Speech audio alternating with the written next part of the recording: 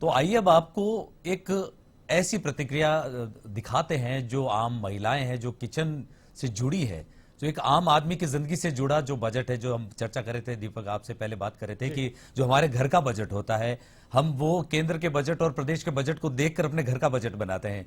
तो एक खास इस तरह के बजट की प्रतिक्रिया के लिए सीधा रुख करते हैं हमारे वरिष्ठ संवाददाता बीके शर्मा का, जो एक परिवार के साथ हैं और एक परिवार की क्या क्या अपेक्षाएं हैं, उम्मीदें हैं। तो आइए सीधा रुख करते हैं बीके शर्मा जी का। जी बीके, क्या एक परिवार की अपेक्षाएं इस बजट को लेकर?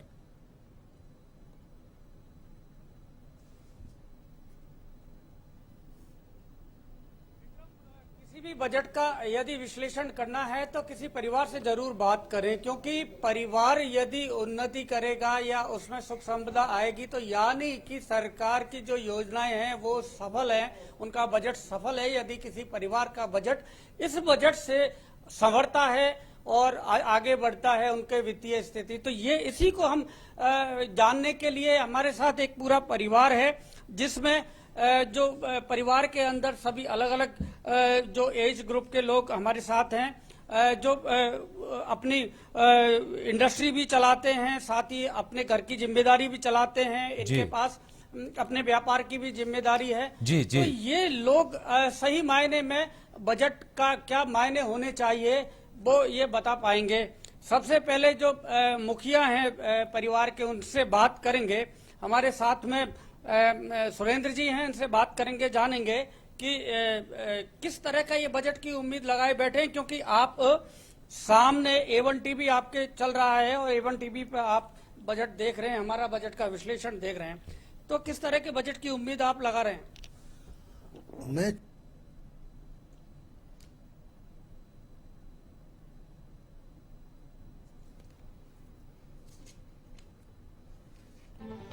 लगता है कोई तकनीकी दिक्कत की वजह से हमारा बीके से संपर्क नहीं हो पा रहा है, लेकिन आपको बता दें कि अब से कुछ देर में जो देश की वित्त मंत्री है निर्मला सीतारमण, वो अपने कार्यकाल का 5वां बजट और देश का 75वां बजट पेश करने जा रही हैं। और इस बजट से खासी उम्मीदें देश की जनता को है, क्योंकि ये जब बजट पेश होगा तो उसके बाद ही एक आम आदमी का बजट पूर्ण रूप से जो मूर्त रूप है वो ले पाएगा यहाँ। जी बिल्कुल। और सुबह 11 बजे संसद में पेश होगा ये आम बजट। और जिस तरह से आप लाल पिटारे की बात कर रहे थे, लाल जो रंग है बिल्कुल आंखों में सीधा चढ़ता है, लेकिन इसके अंदर जो है चीजें उसको जानने की सबको उत्सुकता है, बहुत ज्यादा उत्सुक हो रहे हैं। और जो समय आगे सरक रहा है और वो समय आने वाला जब वो ये पिटारा खुलेगा, डिजिटल पिटारा, जो चेंजेस हुए हैं जिस तरह से। लेकिन पिटारा शब्द एक ऐसा है कि आप देख रहे समय वित्त मंत्री निर्मला सीतारमण, रक्षा मंत्री राजनाथ सिंह इस बैठक में मौजूद है। जो बैठक होती है कैबिनेट की बैठक, एक सिस्टम होता है, उसमें बजट पर मुहर लगेगी। तो आइए अब जो बीके शर्मा जी जिस तरह से परिवार से बात कर रहे थे, तो चलिए फिर से बीके शर्मा जी से जुड़ जाते हैं। जी बीके, आप बता रहे थे कुछ इस परिवार से चर्चा करके कि एक परिवार का बजट कैसा होना चाहिए।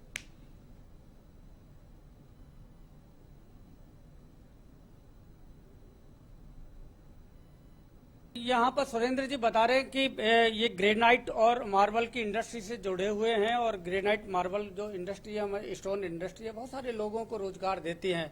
तो इनसे बात करते हैं कि इस इंडस्ट्री की उम्मीदें क्या हैं इस बजट से। इसमें क्योंकि स्टोन इंडस्ट्री है, इसमें पत्थर का काम, साधारण जनता इसमें जुड़ी हुई है। इसको जीएसटी के बहुत हाई स्लैब 18% में ले रखा है। इसका जीएसटी का स्लैब कम होना चाहिए और नई इंडस्ट्रीज में इनकम टैक्स की रिबेट होनी चाहिए। विशेष रूप से जैसे आप अभी हमें सैलरीज पर्सन को देखें तो सैलरीज में भी कुछ जो 2.5 लाख है, इसको लगभग 5 लाख रुपए किए जाने चाहिए।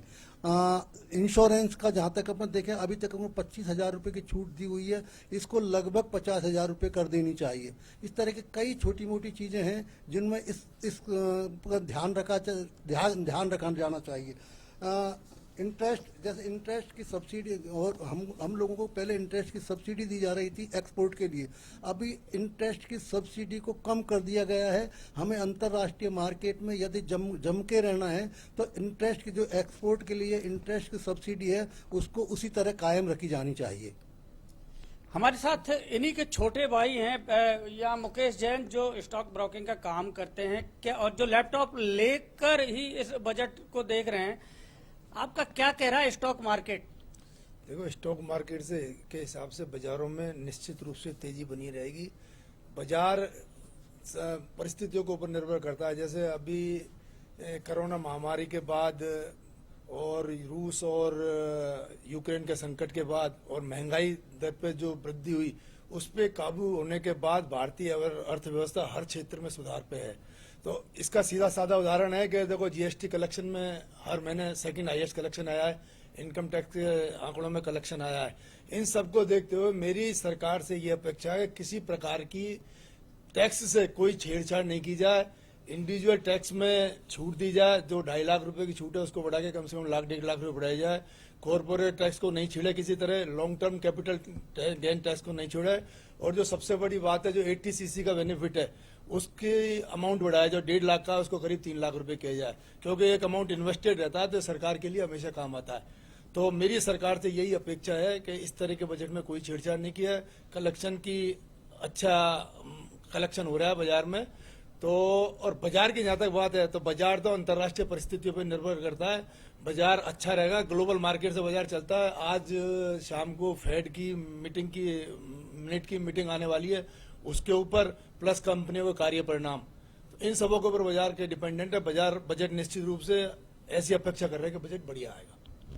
यहाँ पर विक्रम, मुझे खुशबू आ रही है जो बजट से पहले, और ये खुशबू का कोई ना कोई कोरिलेशन है बजट के साथ में, इसलिए हमको किचन में चलना पड़ेगा, रसोई में चलना पड़ेगा, क्योंकि निर्मला सीतारमण जो देश की वित्त मंत्री हैं वो देश का बजट बनाती हैं, लेकिन घर का बजट महिलाएं ही बनाती हैं। और इसलिए हम अब सीधा रसोई में पहुंचे हैं, और रसोई में यहाँ पर जो इस गृहिणी हैं, जो इस परिवार की गृह मंत्री भी हैं और वित्त मंत्री भी हैं, वो अब ये देखो चीनी डाल रही है जी यहाँ पर, और ये क्या बनाया जा रहा है आप देखिए कि ये मिठास भी जरूरी है, इस बजट की में भी मिठास चाहिए।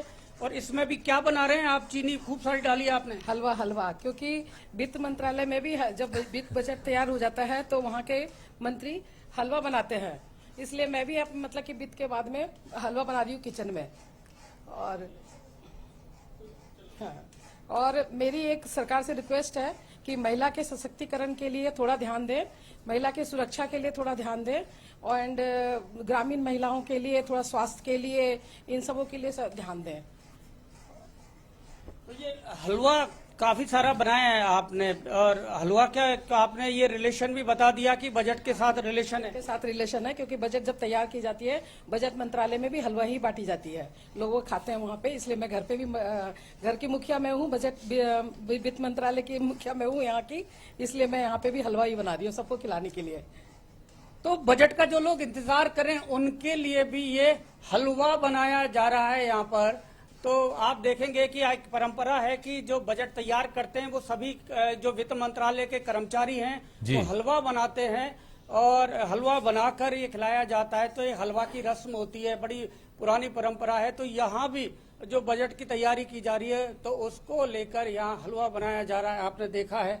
अब हमारे साथ और भी लोग हैं, परिवार के सदस्य हैं, इनसे जानेंगे अलग अलग क्या होना चाहिए बजट में इस बार। हम गृहिणियां महंगाई से इतनी ज्यादा परेशान हो गई हैं, तो मंत्री साहिबा से यही गुजारिश है कि महंगाई के लिए कुछ करें, जिससे हम कितना भी प्लान करें सब फेल हो जाता है महंगाई के चक्कर में। तो उसके लिए कुछ घर का महंगाई कम करनी चाहिए, सभी आमो खास की यही एक उम्मीद है। आप बताइए क्या होना चाहिए बजट में? मैं चार्टर्ड अकाउंटेंट हूँ, तो मेरे हिसाब से सरकार को ये करना चाहिए। 2013 से कोई भी स्लैब घटाई नहीं गई है। 2,50,000 की स्लैब को आज तक 2,50,000 ही रखा गया है। और जीएसटी में आरसीएम के लिए सरलीकरण जरूर चाहेंगे। असेसमेंट 5 साल से पेंडिंग है, वो इसीलिए पेंडिंग है कि डे बाई डे हैरेसमेंट बढ़ता जा रहा है डिपार्टमेंट का, उसके लिए भी कोई सरलीकरण करना चाहिए। तो as a chartered accountant limit बढ़नी चाहिए, 80C की लिमिट तो हर हालत में बढ़नी चाहिए इनको। आप बताइए क्या उम्मीद करते हैं बजट से? जरूर। मैं मितुल एक एमएनसी में दुबई में जॉब कर रहा हूँ। सो एज ए एनआरआई मैं बोलूँ, मेरे को लगता है कि करेंसी डीवैल्यूएशन का कुछ देखना पड़ेगा। इस वजह से मेरे बहुत सारे कलीग्स हैं जो इन्वेस्टमेंट रोक के बैठे हैं, क्योंकि करेंसी स्टेबिलिटी नहीं है। अगर स्टेबल हो जाए रुपी तो उसके बाद हम इन्वेस्टमेंट करना चाहते हैं, वो पेंडिंग है। तो उसका अगर कुछ करे निर्मला जी तो बेटर रहेगा। करेंसी में स्टेबिलिटी आनी चाहिए, बहुत ज्यादा फ्लक्चुएशन है और इसकी वजह से परेशानी होती है, और भारतीय अर्थव्यवस्था को यदि मजबूत बनाना है तो थोड़ा रुपए को ऊपर करना होगा। आप देखेंगे कि यहाँ पर पूरा परिवार A1 टीवी पर ये हमारा बजट पूर्व ये विश्लेषण देख रहा है। तो A1 टीवी का जिस तरह का शानदार लेआउट है और जिस तरह से टीम ने मेहनत की है उसकी भी यहाँ पर ये सब लोग तारीफ कर रहे हैं। और यहाँ हम और लोगों से बात करेंगे, लेकिन आप देखेंगे कि बजट खुशनुमा होगा, ये इस तरह की उम्मीद है। और ये यहाँ टेबल जो है ना ये बता रही है कि जिस तरह से यहाँ पर मिठाइयाँ रखी हुई हैं, ड्राई फ्रूट्स रखे हुए हैं, तो इसलिए ये एक संकेत मिलते हैं कि बजट से काफी उम्मीदें हैं, शुभ संकेत है। आप बताइए कि क्या आप उम्मीद लगाए बैठे आप बजट से? मैं एक सैलरीड एम्प्लॉय हूँ। मैं चाहता हूँ निर्मला जी इस बात पे ध्यान दें कि हायर स्लैब जो अभी 10 लाख पे अटका के रखा है इन्होंने कई सालों से 30% के लिए, उसको बढ़ाया जाए। और कुछ एक इंपॉर्टेंट चीजें हैं जिसमें जीएसटी पे सरकार ध्यान दे, जैसे हेल्थ इंश्योरेंस आप ले रहे हैं तो उस पर भी जीएसटी दे रहे हैं, तो सरकार को इन चीजों पे जीएसटी को की दरें कम करनी चाहिए या हटाया जाना चाहिए। तो ये इनकी उम्मीदें हैं। आप बताइए क्या उम्मीद करते हैं इस बार बजट से? मैं एक भारत की एक अच्छी नागरिक होने के नाते पहले तो अपनी बीजेपी गवर्नमेंट से और प्रधानमंत्री जी से उनको ये कहूंगी कि आपने बहुत अच्छा काम किया है, अब तक भारत को उन्नति की डायरेक्शन में दिखाया है, एक अच्छा डायरेक्शन दिखाया है। मैं एक रिसर्च एनालिस्ट हूँ, मैं उसमें एक ऑटो सेक्टर को ट्रैक करती हूँ। तो मैंने देखा है कि पिछले कुछ सालों में गवर्नमेंट ने अपने कार्बन फुटप्रिंट्स को कम करने के लिए ईवी की तरफ, इलेक्ट्रिक व्हीकल्स की तरफ बहुत बड़ा योगदान दिया है, बहुत पॉलिसीज निकाली हैं।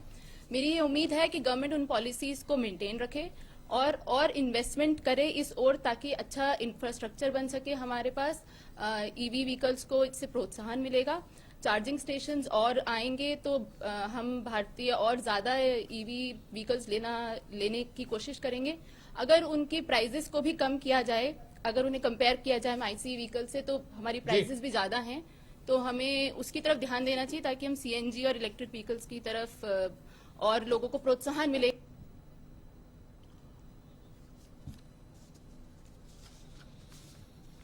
और होगी। ईवी के अभी कॉस्ट ज्यादा है, लेकिन बीके आप सस्ता होना चाहिए। बीके आप हमारे आप साथ बताइए, बने रहिए। आप राजनीति से भी जुड़े हुए। रखिए एक बार फिर से आपको ले चलते हैं बीके शर्मा के पास, जो हमारे वरिष्ठ सहयोगी हमारे साथ जुड़े हुए हैं और एक घर में मौजूद हैं।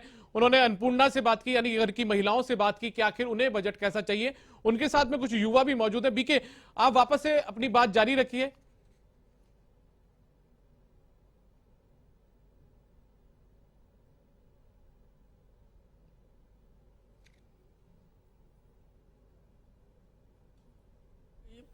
क्योंकि ये आपने अन्नपूर्णा की बात की है, और अन्नपूर्णा क्योंकि हमारी वित्त मंत्री भी महिला हैं, तो यहाँ जो महिला मुखिया हैं परिवार की, उनसे जान लेते हैं कि बजट से क्या उम्मीदें हैं। क्योंकि आप तो सीधे तौर पे जुड़ी हुई भी हैं राजनीति से भी, साथ ही सक्रिय सामाजिक कार्यकर्ता भी हैं, तो क्या होना चाहिए बजट इसमें इस बार? देखिए, बजट हमारी जो वित्त मंत्री जी हैं वो 5वीं बार पेश कर रही है, तो हमेशा ही जब भी बजट पेश करा है आम जनता को देखते हुए करा है। तो अभी हमें पूरी उम्मीद है कि जो मतलब हमारा भारत देश हर तबके के आदमियों को देखते हुए हर वर्ष जब भी बजट पेश हुआ है उनकी सहूलियत के अनुसार ही बजट पेश करा है। खासतौर से महिलाओं को जो एमएसएमई की जो सुनियोजित संगठित योजना है, स्किल्स योजना है, उनमें महिलाओं को और भी अच्छे तरीके से जो सहूलियत मिलनी चाहिए, उसको देखते हुए हमारी वित्त मंत्री जी बजट पेश करेगी। और मैं ये कहना चाहूंगी, जो अपना बिजनेस है उनमें महिलाओं को भी बराबर का योगदान देना चाहिए। और प्रधानमंत्री जी हमारे मोदी जो भारत को एक राष्ट्र की ऊंचाइयों पर विकास की योजनाओं के अनुसार लेके जाना चाह रहे हैं, तो हमें तो गर्व होना चाहिए कि हमारा भारत देश विकास के स्तर पर सबसे ऊंचाइयों पर है। तो मैं यही कहना चाहूंगी, आम जनता को देखते हुए हमारी वित्त मंत्री जी बजट पेश करेंगी, सबकी सहूलियत को देखते हुए। तो मैं तो कहूंगी कि न तो शोहरत पे नाज है, न दौलत पर नाज है, सरजमी हिंदुस्तान में पैदा हुए तो हिंदुस्तानी होने पर नाज है। जय हो मोदी, हर हर मोदी। क्यों मोदी जी सबका साथ, सबका प्रयास, सबका विकास को देखते हुए हमारा बजट पेश करने के लिए हम उम्मीद रखते हैं। तो आपको ये बिल्कुल लगा होगा कि ये राजनीति से भी जुड़ी हुई हैं, और जिस तरह से आप यहाँ पर मोदी सरकार की इन्होंने तारीफ की है, उससे लगता है कि ये बेहद प्रभावित भी हैं उनसे।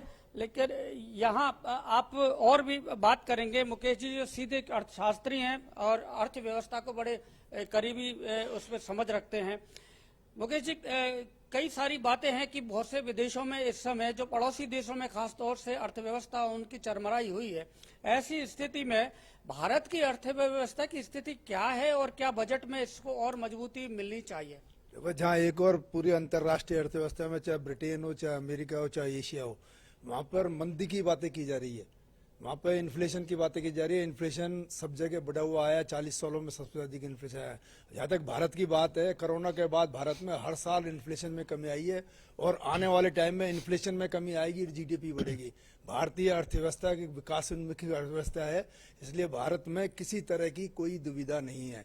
दूसरी बात, जहाँ तक बजट की झलकी की बात है, मेरे को बजट में आत्मनिर्भर भारत और मेक इन इंडिया भारत, इसकी एक झलक दिखाई दे रही है। इसकी वजह से जहाँ डिफेंस इंडिया इंफ्रास्ट्रक्चर है, डिफेंस है या अपने एफएमजीसी है, और जितने भी इस तरह के सेक्टर है, उन सबों में अच्छी ग्रोथ आनी चाहिए। जी बिल्कुल, मेक इन इंडिया और आत्मनिर्भर भारत जो महत्वपूर्ण अभियान है मोदी सरकार के, और चाहेंगे और अब यहाँ से निर्भरता कम करेंगे और देश के निर्यात को आगे बढ़ा। जी जी जी बिल्कुल बीके, आपने बहुत अच्छी जानकारी दी और आप बने रहिएगा और हम सीधे चलते फिर से अन्नपूर्णा से अन्नदाता की तरफ बीकानेर। फिर से आपको ले चलते हैं जयपुर, जहां पर हमारे वरिष्ठ सहयोगी बीके शर्मा भी एक परिवार के साथ मौजूद है, उनका रुख कर लेते हैं। बीके, अभी ब्रेक हम जब बीकानेर गए या फिर मनोर के पास गए, उससे पहले आपके पास हम थे, आप कुछ लोगों के साथ मौजूद थे, आपने हर तबके के साथ बातचीत करी, चाहे वो महिला हो चाहे व्यापारी हो। अब कौन लोग आपके साथ मौजूद हैं और किस तरीके की उम्मीद अब अगले कुछ मिनटों बाद में पेश होने वाले बजट से उन्हें है? क्या कुछ चाहते हैं वो बजट में प्रावधान हो?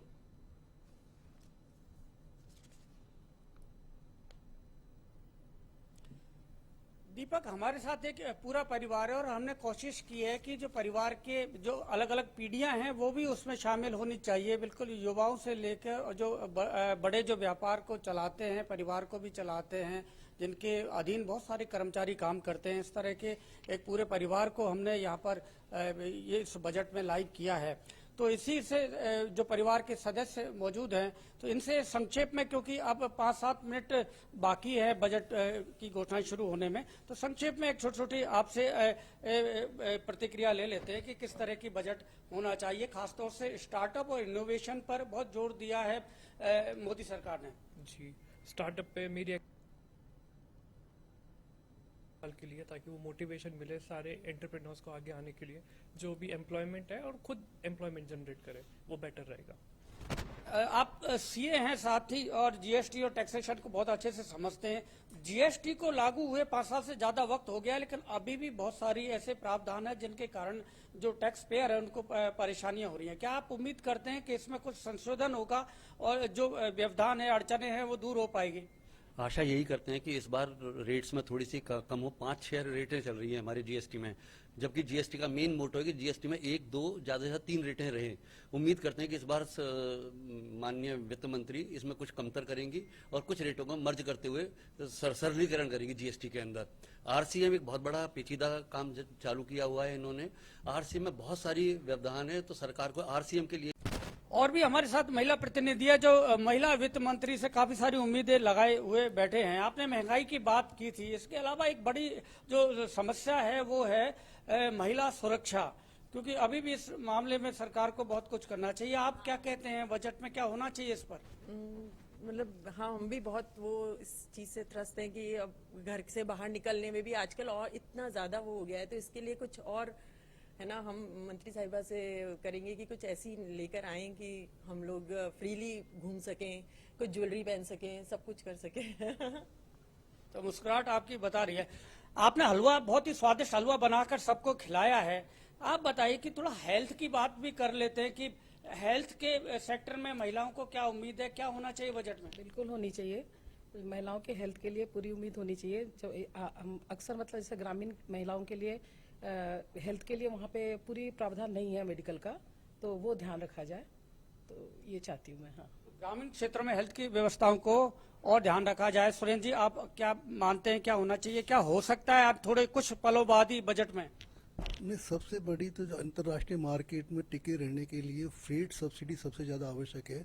पेट्रोल डीजल के भाव काफ़ी ज़्यादा है। जब तक जीएसटी पेट्रोल और पेट्रोल को जीएसटी में नहीं लाएंगे तब तक अंतर्राष्ट्रीय मार्केट में जो हम लोग जो माल भेजते हैं, तो जैसे जयपुर से और मूदला भेजते तो ज़्यादा खर्चा लगता है। और जी मूदला से जी चाइना बिल्कुल भेजते बीके, तो हम आपको चाइना एक या बार ताइवान रोकना कहीं भेजते चाहेंगे। तो कम लगता है। जिस तरह से आप जयपुर से एक परिवार के साथ बात हो रही थी और रवि बिश्नोई बीकानेर से लगातार हमारे साथ जुड़े अन्नदाताओं को लेकर। जी रवि, फिर से आपके पास लौटते हैं और थोड़ी देर में बजट पेश होने की प्रक्रिया शुरू हो जाएगी। उससे पहले संक्षेप में अन्नदाताओं से फिर से कोई ऐसी बात जो वो चाहते हैं या उनकी उम्मीद है इस बजट से लेकर।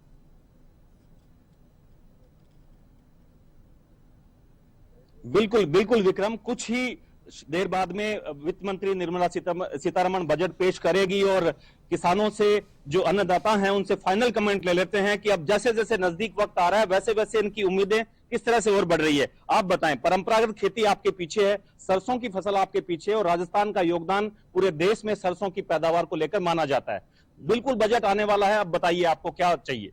देखिए, हमें 10 सालों में जो किसान को आज तक कुछ नहीं मिला, हमें उम्मीद है कि जो भारत सरकार ये कह रही थी कि आय दुगना करेंगे 2022 तक, आय तो दोगुनी नहीं हुई लेकिन खर्चे किसान के दोगुने हो गए। तो हमें उम्मीद है कि इस बार जो खर्चे हैं, जो ट्रैक्टर पे जीएसटी लगती है, जो कृषि यंत्रों पे जीएसटी लगती है, जो बिजली का बिल है, जो सोलर के ऊपर जो सब्सिडी में देरी है, तो इनका सरलीकरण करके किसान को अगर वास्तव में ताकतवर करना है तो उनको जो सुविधाएं सरकार द्वारा मुहैया कराई जाती है उसका सरलीकरण करके और किसान को डायरेक्ट फायदा मिले, ऐसा कोई कानून लाना चाहिए। बिल्कुल, काफी अहम पॉइंट इन्होंने बोले। कृषि यंत्रों पर सब्सिडी इन लोगों को उम्मीद है कि वित्त मंत्री निर्मला सीतारमण देगी। इन्हें उम्मीद है कि जो सब्सिडियां मिलती है उनका सरलीकरण होगा। तो साथ ही एमएसपी पर भी इन लोगों को उम्मीद है। ये वो किसान है जो पाले की मार से मारे हुए हैं। क्या उम्मीद है आपको? देखिए सर, उम्मीद तो हर किसान को मतलब होती है सरकार से, और नुकसान वगैरह जैसे होता है, जैसे कि हमारे यहाँ नुकसान हुआ है पाले से। ये फसलें वगैरह गेहूं की हैं, सरसों की हैं, और ये हमारे घिया कद्दू वगैरह लगा हुआ है। इसके अंदर जो मीनिया भी लगाते हैं ऊपर और नीचे बीज लगा के, उसके बावजूद भी इतना पाला गिरा है कि एक तरफ से मतलब मौसम की मार जो होती है उसका कुछ मुआवजा सरकार से तुरंत मिले, ऐसा कोई प्रावधान यहाँ के किसान चाहते हैं। वकील साहब, फाइनल कमेंट आपके, अन्नदाता को क्या चाहिए? बिल्कुल, अन्नदाता को राहत चाहिए। बहुत ज्यादा नुकसान हुआ है किसानों का, पाले की वजह से नुकसान हुआ है। इसको तुरंत बीमा में लेके इसको और बीमा का प्रावधान बनाना चाहिए और सरकार को इसको बीमे में सब्जी को शामिल किया जाना चाहिए। सब्जियों को भी शामिल किया जाना चाहिए, परंपरागत खेती फसलें उनको भी शामिल किया जाना चाहिए। और सबसे बड़ा पॉइंट आप वकील साहब कह रहे थे, लघु किसान सीमा, उसकी सीमा रेखा बढ़ानी चाहिए। जी बिल्कुल बढ़ानी चाहिए। दूसरा, यहाँ जो पश्चिमी राजस्थान की सबसे बड़ी खेती है वो ग्वार की फसल है, जो बिरानी इलाकों में सिर्फ बारिश से हो जाती है और 80% जो बीजान होता है वो ग्वार का बीजान होता है। और सबसे दुर्भाग्य की बात यह कि जो ग्वार की फसल है वो एमएसपी में शामिल नहीं है, उसका न्यूनतम मूल्य निर्धारित नहीं है गवर्नमेंट का, जबकि ग्वार ने तो कईयों के बारे न्यारे किए हुए हैं यहाँ। जी बिल्कुल, और ग्वार कभी 30,000 से कभी 3,000 आ जाता है। इससे आम किसान का जो ग्वार का काश्तकार है उसको बहुत नुकसान होता है।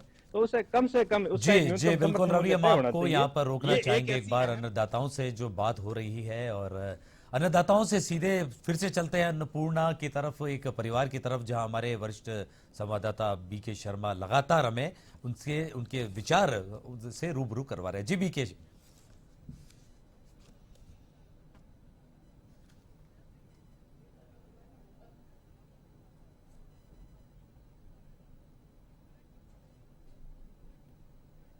जी बीके, जिस तरह से अन्नदाताओं से बातचीत चल रही थी बीकानेर से, तो अब हम आपके पास लौट के आए हैं फिर से जयपुर में। एक परिवार के साथ आप हैं, तो जो बच गए सदस्य उनसे पूछ लेते, कुछ मिनट बचे हैं। 1 मिनट शेष बचा है बीके, अब बजट पेश होगा 1 मिनट बाद में। तो क्या कुछ चाहते हैं आखिरी 1 मिनट में ये लोग बजट से पहले? जी हाँ दीपक, मैं केवल यहाँ का एक माहौल बताना चाहूंगा कि यहाँ जिस तरह से यहाँ पूरा परिवार जमा है और सामने आप स्क्रीन पर A1 टीवी पर आपको विक्रम जी को और साथ ही जो बीकानेर से हमारे जो साथी हैं रवि बिश्नोई, उनका सीधा किसानों से वो बात कर रहे थे। तो अन्नदाता से लेकर और यहाँ अन्नपूर्णा का ये हमने पूरा सफर दिखाया कि किस तरह से बजट से उम्मीद है। तो यहाँ पर सुरेंद्र जी बात कर रहे थे और बहुत ही गहन एक, क्योंकि बहुत कम समय है, संक्षेप में आपसे जानना चाहेंगे कि जो आपने पेट्रोल डीजल को जीएसटी में शामिल होने की बात उठाई थी, क्या तर्क है इसके पीछे? पेट्रोल जीएसटी में अगर रेट कम होगी तो हमारे फ्रेट्स कम हो जाएगा, सारे मार्केट की महंगाई कम हो जाएगी, अंतर्राष्ट्रीय मार्केट में हम टिके रहेंगे, हमारे रेट कॉस्ट कम हो जाएगी, कॉस्ट कम होगी, हमारा एक्सपोर्ट बढ़ जाएगा। इसलिए पेट्रोल और डीजल को जीएसटी सबके समान जीएसटी में लाना चाहिए। आप भी कुछ कहना चाह रहे थे? वर्तमान परिस्थितियों को देखते हुए वित्त मंत्री जी किसी तरह की न टैक्सेशन में छेड़छाड़ करे, न बजट में छेड़छाड़ करे, और कोई नए डिमांड मतलब न कोई नया कर लगाए न वापस ले, यही सबसे बढ़िया बजट होगा। तो क्योंकि यहाँ पर मुकेश जी स्टॉक मार्केट से जुड़े हुए हैं, इसलिए ये जानते हैं कि बजट में यदि छोटे से भी प्रावधानों पर उतार चढ़ाव कुछ आता है या संशोधन होता है तो उससे शेयर मार्केट में भारी उथल पुथल मच सकती है। तो ये यहाँ पर उम्मीद लगाए बैठे हैं और ये इनकी दुआएं भी हैं कि इस बजट में ज्यादा कर प्रावधानों पर कोई बदलाव ना हो, ज्यादा कोई छेड़छाड़ ना हो, सीधा सहज एक बजट होना चाहिए ताकि शेयर बाजार में जो लाखों करोड़ रुपए निवेशक आपको बीके मैं यहाँ पर रोकना चाहूंगा और संसद की कार्यवाही शुरू हो चुकी है। इस वक्त की बड़ी खबर सामने आ रही है जहां पर लोकसभा के अध्यक्ष ओम बिरला